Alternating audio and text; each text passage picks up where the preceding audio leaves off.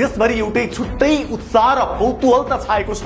आगामी शुक्रबार मध्याह्न 12:34 को त्यो विशिष्ट शुभ साइत जति बेला बालेनले प्रधानमन्त्रीको शपथ लिनेछन् त्यसले आधुनिक राजनीति र सनातन संस्कारको एउटा यस्तो बिरलै देख्न पाइने संगम प्रस्तुत हुनेछ जसको चर्चा दशकौंसम्म हुने निश्चित छ।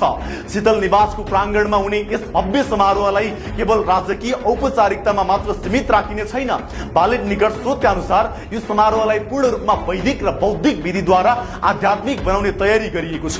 समारोहको प्रारम्भमै 7 जना विद्वान ब्राह्मणहरूले शंखनाद गरेर शीतल निवासको वायुमण्डललाई गुन्जायमान तुल्याउनेछन्। त्यस लगत्तै 108 जना वैदिक बटुकहरूले स्वस्ति मङ्गल वाचन र ऋचाहरूको सस्वर पाठ गर्नेछन् भने अर्कोतर्फ 107 जना बौद्ध लामा गुरुहरूले शान्ति र समृद्धिको कामना गर्दै मङ्गल वाचन गर्नेछन्। यसरी एकातिर सनातन हिन्दू परम्परा र अर्कोतिर बौद्ध दर्शनको पवित्र ध्वनिले नेपालको विविधता र वैदिक सनातन सभ्यताको